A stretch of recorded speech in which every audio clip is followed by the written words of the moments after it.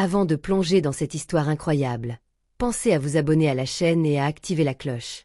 Ici, chaque récit a quelque chose à dire, et vous ne voudrez pas en manquer un seul. Elena Morozova avait rejoint Volga Trade il y a 5 ans, fraîche diplômée d'une école de commerce moscovite, avec en poche une maîtrise de plusieurs langues étrangères, dont le mandarin, qu'elle avait étudié par passion et curiosité. Mais dans l'entreprise, elle était cantonnée au rôle de secrétaire, chargée des tâches invisibles. Préparer les dossiers, organiser les rendez-vous, prendre des notes lors des réunions, coordonner les déplacements, parfois même gérer les mets. Ses compétences passaient inaperçues, noyées dans un univers masculin où la parole revenait aux négociateurs et cadres supérieurs. Elena savait que son travail était essentiel, mais elle restait un personnage secondaire, une silhouette effacée au fond des bureaux. Les regards qu'on lui lançait étaient souvent teintés de condescendance. Elle avait appris à ne pas s'en formaliser, à garder le silence quand on la rabaissait, car elle préférait que ses actions parlent pour elle. Ce matin-là, l'atmosphère dans les bureaux de Volga Trade était différente. Une rencontre capitale allait se tenir. Un contrat de plusieurs millions de dollars avec une grande société chinoise, un partenariat qui pourrait transformer la compagnie et garantir sa position sur le marché mondial. Dmitri Ivanov, le directeur général, avait placé tous ses espoirs dans ces négociations. La tension était palpable. Sergueï Petrov, négociateur principal, était un homme à la stature imposante et à l'arrogance bien connue. Sa confiance en soi frôlait l'arrogance, et il se plaisait à rabaisser subtilement ceux qui l'entouraient, Elena en particulier. Il la regardait comme si elle n'était là que pour distribuer le café. Avant même d'entrer dans la salle de réunion, Viktor Sokolov, l'assistant personnel de Dmitri, lança à voix basse, un sourire moqueur aux lèvres. « Regarde Morozova, elle fera sûrement du bon thé, mais je doute qu'elle comprenne quoi que ce soit à cette réunion. » Elena sentit son coeur se serrer. Elle aurait voulu répliquer, leur prouver qu'ils se trompaient. Mais elle garda le silence, sa seule arme étant son calme et sa patience. Pourtant, au fond d'elle-même, elle savait qu'elle détenait un atout que personne ne soupçonnait. Sa parfaite maîtrise du chinois et sa connaissance fine de la culture chinoise, fruit de plusieurs années d'études et de voyages. La porte s'ouvrit sur la délégation chinoise, menée par Madame Li Wei, une femme élégante, à la fois douce et ferme. Leur sourire était poli, mais leurs yeux trahissaient une détermination inébranlable. La salle, ornée de panneaux en bois sombre et de grandes baies vitrées, semblait soudain plus froide. Sergueï entama la négociation d'une voix forte, sûre d'elle. « Nous proposons un prix ferme, non négociable. Vous comprenez, le marché russe est très volatile, il faut rester prudent. » Madame Li Wei répondit en chinois, sa voix douce mais empreinte d'autorité. Sergueï fronça les sourcils, visiblement déstabilisé, et tenta maladroitement de traduire sa réponse en anglais. La barrière linguistique fit naître des malentendus qui envenimèrent rapidement les échanges. À plusieurs reprises, Sergueï fit des erreurs culturelles, parlant de termes économiques sans saisir leurs implications dans le contexte chinois. Il évoqua par exemple des expressions qui, en Chine, pouvaient être perçues comme un manque de respect ou une menace voilée. La patience de la délégation commençait à s'effriter. Elena, assise au bout de la table, observait la scène avec une angoisse grandissante. Elle sentait l'échec imminent. Chaque maladresse de Sergueï creusait un peu plus le fossé entre les parties. Elle voulait intervenir, s'imposer, sauver la situation, mais sa place en bas de la hiérarchie lui interdisait de briser ce protocole rigide. Victor, à ses côtés, gloussa, un brin cynique. « À ce rythme, ils vont nous ridiculiser devant tout Moscou. Peut-être que Morozova devrait essayer, au moins on rigolerait un peu. » Le regard d'Elena s'embrasa, une flamme de détermination illuminant ses yeux. Elle se redressa imperceptiblement, prête à changer le cours des événements. Quand le ton monta et que Sergueï perdit complètement le fil, ses phrases se brouillaient, ses gestes devenaient maladroits. Il s'entêtait à répéter les mêmes arguments sans parvenir à convaincre, jusqu'à provoquer un léger froncement de sourcils sur le visage impassible de Madame Li. L'atmosphère dans la salle devint lourde, presque électrique, chargée d'un mélange d'impatience et de méfiance. Dmitri Ivanov, à la tête de la table, échangea un regard inquiet avec Victor, puis posa les yeux sur Elena. Ce fut un moment suspendu, comme si le temps retenait son souffle. « Elena, tu parles chinois, n'est-ce pas? Peux-tu essayer ?» demanda Dmitri d'une voix basse, presque un murmure teinté d'un mélange d'espoir et de désespoir. Le silence s'installa, aussi net que la glace. Tous les regards se tournèrent vers Elena. Certains étaient pleins de surprise, d'autres teintés d'un amusement condescendant, comme si on allait assister à une tentative vouée à l'échec d'une secrétaire hors de sa place. Helena sentit son cœur battre à toute vitesse, une boule d'émotion remonter dans sa gorge. Nervosité, fierté, peur de décevoir. Elle savait que ce moment était crucial. Si elle échouait, ce serait non seulement un désastre pour Volgatred, mais aussi une humiliation personnelle, dans un monde où elle avait trop souvent été invisible. Dans la solitude de son esprit, elle répéta mentalement les phrases, les expressions respectueuses et les tournures idiomatiques apprises au fil des années. Elle se remémora les cours intensifs, les échanges avec ses amis chinois, les subtilités du mandarin, et surtout, les codes de politesse et les valeurs culturelles qu'elle devait absolument respecter. Ce n'était pas une simple traduction, c'était un acte de diplomatie.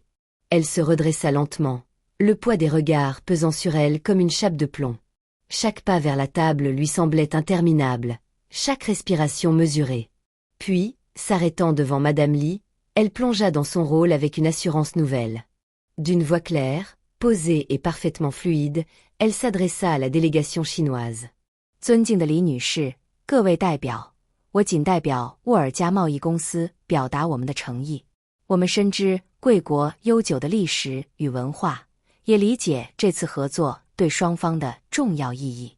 当前的经济环境对我们来说充满挑战，但我们愿意本着互信互利的原则，携手共进，共创美好未来。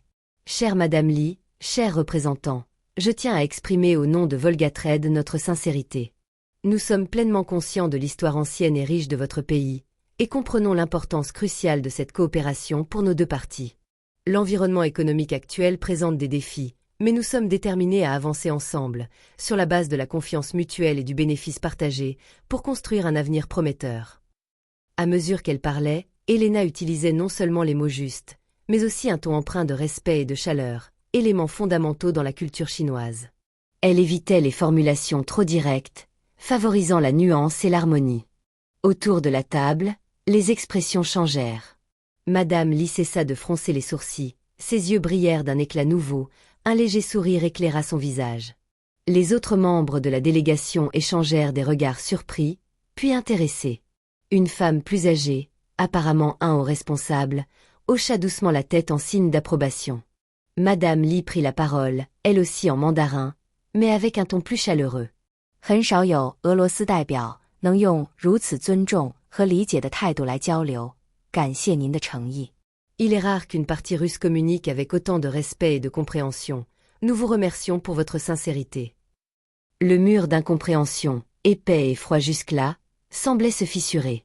La salle s'était transformée, passant de la tension à un dialogue respectueux, presque cordial.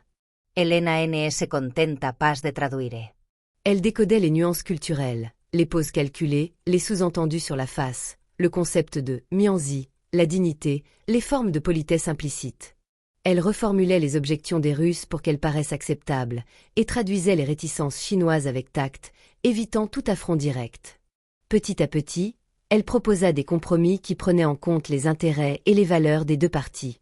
Elle invita à considérer la relation commerciale comme un partenariat stratégique à long terme, plutôt qu'un simple échange transactionnel. Son approche subtile, ancrée dans la culture et la psychologie des négociateurs chinois, apporta un souffle nouveau à la discussion.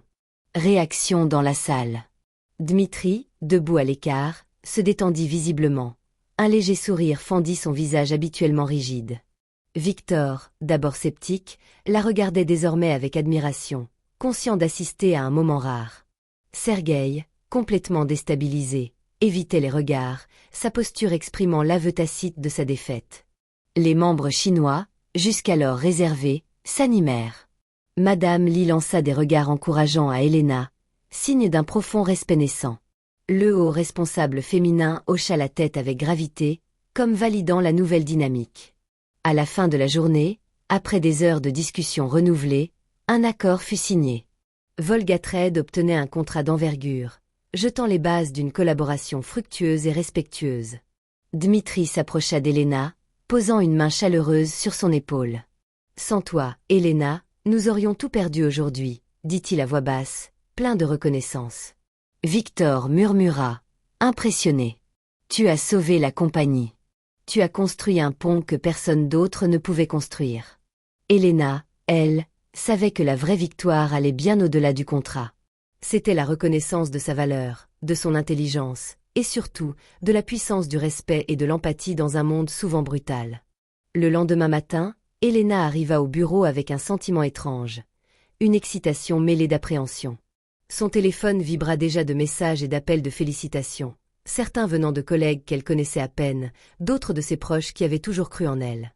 Mais au fond d'elle, elle restait lucide, le chemin ne faisait que commencer. Lorsqu'elle franchit la porte du département des relations internationales, tous les regards se tournèrent vers elle. Certains étaient admiratifs, d'autres incrédules, et quelques-uns teintés d'une pointe d'envie. Après tant d'années passées dans l'ombre, elle réalisait combien ce milieu était aussi impitoyable que les négociations qu'elle venait de mener. Son bureau, plus spacieux, mieux situé, lui fut remis avec une clé en or, symbole tangible de sa nouvelle position de coordinatrice. Mais ce fut surtout le poids de la responsabilité qui pesait sur ses épaules qui l'impressionna. Elle savait que désormais, elle devait être à la hauteur, non seulement des attentes de la direction, mais aussi de ses propres ambitions. Dans la matinée, Dmitri lui confia un nouveau projet, préparer une délégation pour un futur sommet à Shanghai, avec pour objectif d'approfondir la collaboration commerciale. Une mission complexe, mais aussi une preuve de confiance inédite. Pourtant, malgré cette reconnaissance, Elena ressentit aussi une solitude nouvelle. Les dîners entre collègues où elle se sentait parfois exclue, les petites remarques pleines de sous-entendus sur sa rapidité à monter les échelons, les jugements sur son accent russe teinté de mandarin. Elle découvrait que le succès pouvait aussi isoler. Mais elle puisait sa force dans ses racines. Dans les longues conversations avec sa mère, immigrée courageuse qui lui avait transmis la fierté de leur héritage, la valeur du travail et la force de la persévérance. Dans les souvenirs de ses débuts, quand elle traduisait timidement pour quelques clients, puis pour de petites entreprises, avant de se hisser jusqu'à ce poste. Un soir, en rentrant chez elle, Elena regarda par la fenêtre de son appartement sur la ville illuminée. Elle pensa à cette négociation, au regard surpris de Madame Li, au sourire qui avait changé la donne. Elle se promit de ne jamais oublier ce moment où la langue, bien plus qu'un outil, était devenue un pont entre deux âmes. Elle savait aussi que le vrai défi était devant elle, faire respecter ce respect qu'elle avait si laborieusement gagné, dans un monde où les barrières culturelles et les préjugés restaient nombreux. Mais cette fois, Elena était prête. Les jours suivant la promotion d'Elena, l'atmosphère au bureau changea subtilement. Certains collègues la regardaient désormais avec distance, comme si son ascension les mettait mal à l'aise. Parmi eux, Pavel Smirnov, le chef du département commercial, manifestait une hostilité à peine voilée. Ancien allié de Sergueï Petrov, Pavel ne supportait pas qu'une secrétaire, aussi talentueuse soit-elle, prenne une place qu'il estimait lui revenir. Un matin, alors qu'Elena préparait les documents pour le sommet à Shanghai, Pavel entra dans son bureau, un sourire forcé sur le visage. « Morozova, j'ai entendu dire que tu vas mener la délégation. C'est un peu surprenant, non ?» lança-t-il, les yeux brillants d'une pointe de défi. Elena releva calmement la tête. « Je suis prête à assumer cette responsabilité. Ce n'est pas une question de surprise, mais de compétence, Pavel. »« Compétence » répéta-t-il, sarcastique. « On verra bien si tu tiens le rythme quand les vraies négociations commenceront. » Elena sentit une colère froide monter en elle, mais elle répondit avec maîtrise. « Ce que je souhaite, Pavel, c'est que nous travaillions ensemble pour que l'entreprise réussisse. Pas pour entretenir des rivalités stériles. » Il hocha la tête, mais son regard restait dur. Cette confrontation marqua le début d'une série de petits obstacles. Pavel remettait en cause ses décisions, diffusait des rumeurs sur sa capacité à gérer des dossiers complexes et tentait d'installer un climat de méfiance autour d'elle. En parallèle, la vie personnelle d'Elena se compliquait. Son fiancé, Anton, s'inquiétait de la pression que ce nouveau poste lui imposait. « Tu travailles trop, Elena. Tu n'es plus la même. J'ai peur que tu oublies ce qui compte vraiment, » lui confia-t-il un soir. Elena comprenait ses inquiétudes, mais elle refusait de sacrifier ses ambitions. « Je dois faire mes preuves, Anton. Pour moi, pour nous. » Le dilemme la tiraillait. Comment concilier ses rêves professionnels avec sa vie privée sans perdre l'équilibre? Un soir, seule dans son bureau, Elena prit une profonde inspiration. Elle savait que pour franchir cette nouvelle étape, elle devrait faire preuve non seulement d'intelligence et de diplomatie, mais aussi de courage et de résilience. La langue chinoise lui avait ouvert une porte, mais c'était sa force intérieure qui allait la mener plus loin. Face à la résistance de Pavel, Elena comprit rapidement qu'elle ne pourrait pas simplement compter sur son talent seul. Elle devait s'entourer d'alliés, démontrer sa valeur par des résultats, et surtout, ne jamais laisser la rancune ou le doute s'immiscer en elle. Elle prit l'initiative de rencontrer Dmitri Ivanov en privé. « Dmitri, je sens que Pavel cherche à miner ma crédibilité. Je veux qu'on soit clair, je ne suis pas là pour remplacer quelqu'un, mais pour faire avancer Volga Trade. J'ai besoin de votre soutien, lui expliqua-t-elle avec franchise. Dmitri, conscient des enjeux, la regarda avec respect. Elena, tu as déjà prouvé ta valeur. Mais dans ce genre de milieu, il faut aussi savoir jouer le jeu. Je te recommande de rester ferme, mais ouverte au dialogue. Tu as mon appui total. Avec cette assurance renforcée, Elena organisa une série de réunions avec les équipes, cherchant à démontrer sa compétence et sa vision stratégique. Elle invita Pavel à plusieurs d'entre elles, adoptant une attitude professionnelle et inclusive, sans jamais montrer d'animosité. Peu à peu, même Pavel fut contraint de reconnaître son expertise, bien que la rivalité restât latente.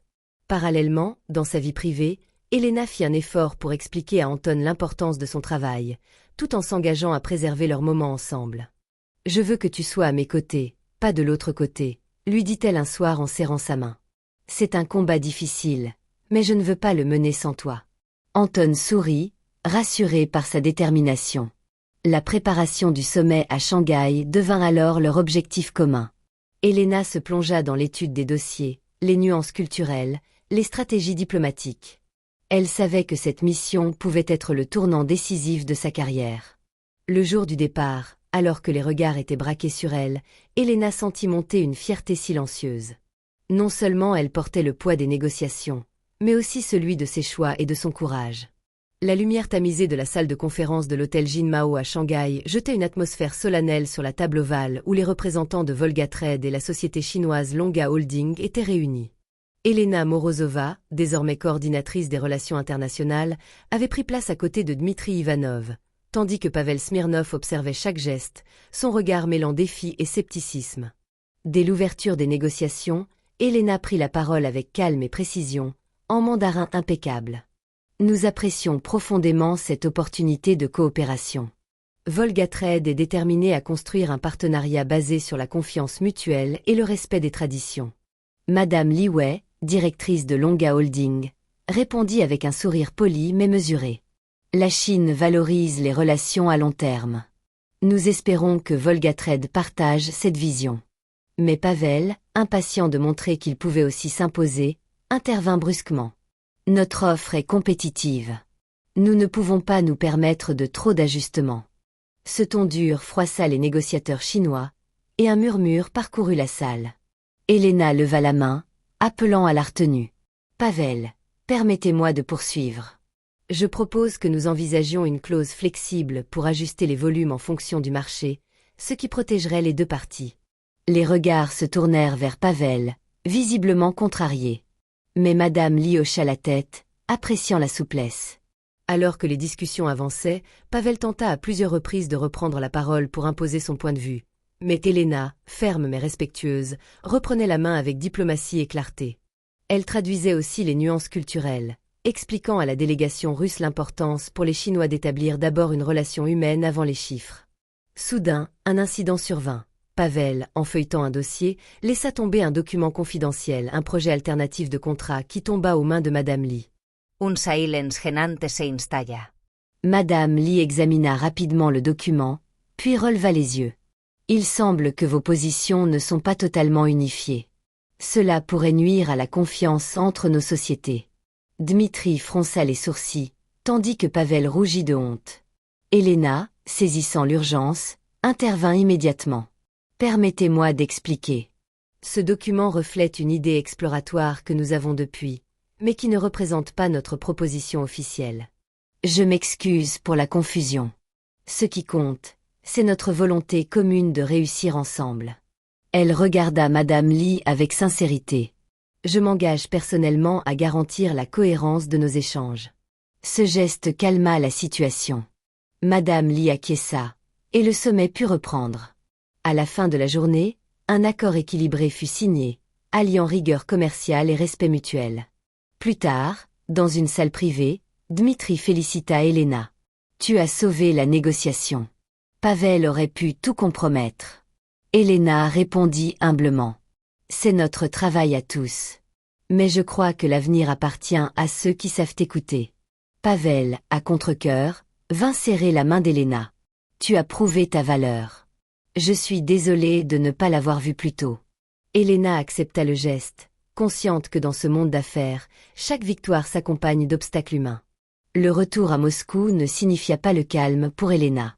Malgré la réussite éclatante à Shanghai, les couloirs de Volgatrad bruissaient de murmures. Pavel Smirnov, blessé dans son orgueil, ruminait en coulisses, déterminé à reprendre le contrôle. Dans son bureau, Pavel convoqua Elena. « Morozova, tu as sauvé la mise à Shanghai, je te l'accorde. Mais cette fois, c'était un coup de chance. Le monde des affaires n'est pas un terrain pour les idéalistes. » Elena, bien que surprise par ce ton froid, répondit avec calme. « Pavel, c'est en comprenant les autres que l'on gagne. Pas en imposant sa volonté. » Pavel détourna le regard, laissant sous-entendre une guerre froide à venir. Pendant ce temps, Dmitri Ivanov, impressionné par la performance d'Elena, confirma sa nomination à un poste clé. « Elena, tu seras désormais notre responsable des relations internationales. Tu as prouvé que Volgatrad a besoin de ta finesse et de ta sensibilité. » Mais cette promotion s'accompagnait d'un nouveau poids. Elena devait désormais naviguer entre la politique interne, les ambitions de Pavel et les attentes élevées de Dmitri. À mesure que le temps passait, Elena découvrit que Pavel menait une double vie professionnelle. En coulisses, il entretenait des relations douteuses avec certains concurrents asiatiques, cherchant à influencer discrètement les négociations pour son propre profit. Un soir, lors d'une réunion tardive, Victor, l'assistant fidèle, confia à Elena. « J'ai vu Pavel échanger des messages avec un homme que je ne connais pas, quelqu'un de la société rivale. Je pense que ça pourrait être dangereux pour nous. » Elena comprit alors que la bataille à Volgatrad ne se jouait pas seulement sur les marchés internationaux, mais aussi dans l'ombre des intrigues internes. Une nouvelle négociation s'annonçait, cette fois avec une société japonaise, réputée pour son exigence extrême. Elena savait que pour réussir, elle devait s'appuyer sur sa connaissance des cultures, mais aussi déjouer les manœuvres de Pavel. Face aux représentants japonais, Elena joua un rôle diplomatique essentiel, mettant en avant la transparence et la loyauté. Pavel tenta à plusieurs reprises de saboter les discussions, mais fut habilement contré. Au terme d'une semaine intense, un nouveau contrat fut signé, encore plus stratégique. Dmitri déclara lors d'une réunion. « Elena, tu es devenue le cœur battant de Volgatrad. Continue ainsi, et nous irons loin. » Les mois passèrent, et Volgatrad s'imposa comme un acteur majeur du commerce international, grâce à l'habileté d'Elena et la confiance renouvelée des partenaires asiatiques. Pourtant, le combat n'était pas terminé.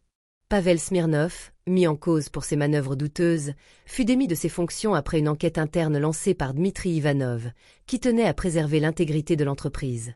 Pavel quitta Volgatrad dans un silence amer, laissant derrière lui une cicatrice mais aussi une leçon précieuse. Elena, forte de cette victoire, n'oublia jamais d'où elle venait. Malgré les tentations du pouvoir, elle resta fidèle à ses valeurs, l'écoute, la compréhension et le respect des autres cultures.